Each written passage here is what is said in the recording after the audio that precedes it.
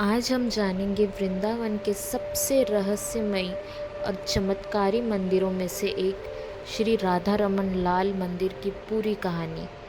इस मंदिर का इतिहास, इसकी स्थापना, इससे जुड़े चमत्कार और वे रहस्य जिन्हें बहुत कम लोग जानते हैं। तो चलिए शुरू करते हैं। इस कहानी की शुरुआत होती है दक्षिण भारत के श्रीरंगम से। लगभग 500 वर्ष पहले यहाँ एक बालक का जन्म हुआ जिनका नाम था गोपाल भट्ट। बचपन से ही उनका मन भगवान विष्णु और कृष्ण की भक्ति में लगा रहता था। उस समय भारत में भक्ति आंदोलन अपने चरम पर था और उसी दौरान एक नाम पूरे भारत में गूंज रहा था, श्री चैतन्य महाप्रभु। कहा जाता है कि जब चैतन्य महाप्रभु दक्षिण भारत की यात्रा पर आए तब उनकी मुलाकात गोपाल भट्ट से हुई। यही से उनके जीवन की दिशा बदल गई। गोपाल भट्ट केवल भक्त नहीं रहे, वे कृष्ण प्रेम के मार्ग पर पूरी तरह समर्पित हो गए।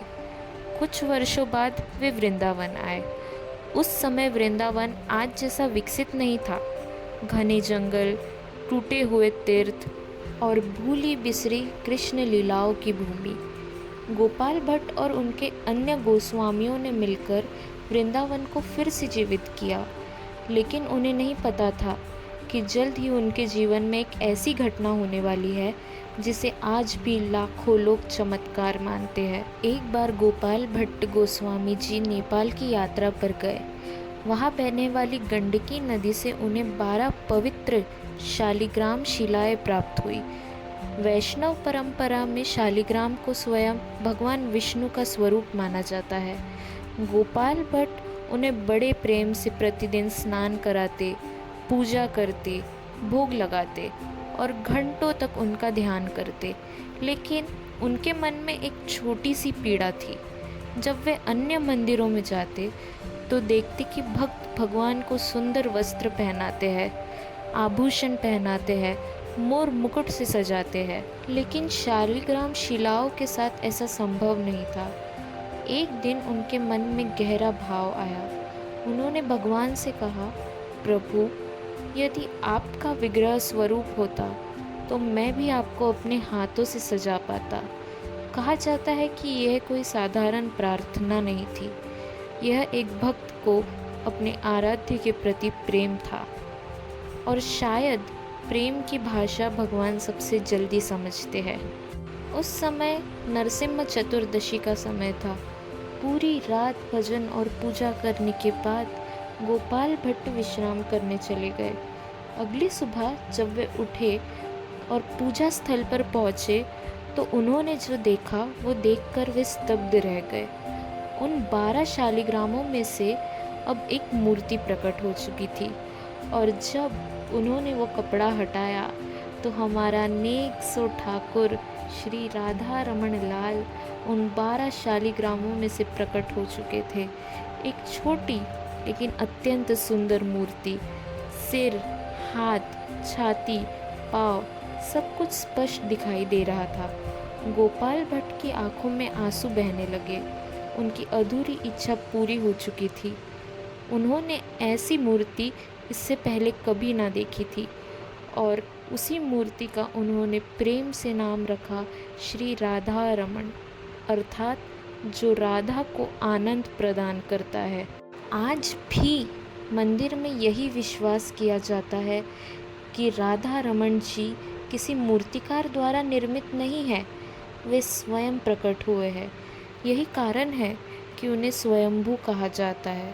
अब यहाँ एक बहुत रोचक प्रश्न उठता है, यदि यह राधा रमन मंदिर है तो राधा रानी की मूर्ति कहाँ है? इसी रहस्य का उत्तर मंदिर की परंपरा में छुपा है। गौड़िया वैष्णव मानते हैं कि राधा और कृष्ण अलग नहीं हैं, वे एक ही दिव्य प्रेम के दो स्वरूप हैं। मंदिर की मान्यता के अनुसार राधा रानी स्वयं राधा रमन जी के भीतर विराजमान है, इसलिए उनके बगल में एक रजत मुकुट स्थापित किया गया है। वह मुकुट राधा रानी की उपस्थिति का प्रतीक माना जाता है। शायद दुनिया में बहुत कम मंदिर ऐसे होंगे जहाँ अनुपस्थिति ही उपस्थिति का सबसे बड़ा प्रमाण बन जाती है। अब कहानी का सबसे रहस्यमयी हिस्सा आता है। 17वीं शताब्दी, मुगल शासक औरंगज़ेब का काल। वृंदावन के कई प्रसिद्ध मंदिरों पर संकट मंडरा रहा था। गोविंद देव जी, गोपीनाथ जी, मदन मोहन जी, इन सब की मूर्तियों को सुरक्षित रखने के लिए राजस्थान ले जाया गया, लेकिन राधा रमन जी वृंदावन में ही रहे। आज भी इतिहासकार इस विषय पर चर्चा करते हैं। कुछ लोगों का मानना है कि मंदिर उस समय इतना विशाल नहीं था कि उस पर विशेष ध्यान दिया जाए। कुछ इसे भगवान की कृपा मानते हैं, जो सत्य है। एक बात निश्चित है, जहाँ कई मंदिरों का स्वरूप बदल गया, वही राधा रमन मंदिर में पूजा की परंपरा कभी नहीं टूटी। 500 वर्षों से लगातार आरती हो रही है, 500 वर्षों से दीपक जल रहे हैं, 500 वर्षों से भक्त उसी प्रेम से दर्शन कर रहे हैं। आज भी राधा रमन लाल जी के मंदिर में अपरस की सेवा चल रही है, अर्थात कोई भक्त राधा रमन जी की मूर्ति को छू नहीं सकता, और यदि पुजारी जी भी किसी भक्त को या किसी अन्य वस्तु को हाथ लगा ले तो वो सेवा भंग हो जाती है। माना जाता है कि राधा रमन लाल जी के मंदिर में यदि उनका कोई प्रिय भक्त आ जाए तो आज भी राधा रमन लाल उसे देख के मुस्काते हैं और अपनी दंतावली दिखाते हैं। श्री राधा रमन मंदिर केवल पत्थरों में बसी एक मूर्ति नहीं है, यह 500 वर्ष की आस्था है, एक भक्त और भगवान के बीच की प्रेम की कहानी है। एक ऐसी कहानी जो हमें बताती है कि सच्ची भक्त की मांग कम और स्वरूप अधिकार होती है।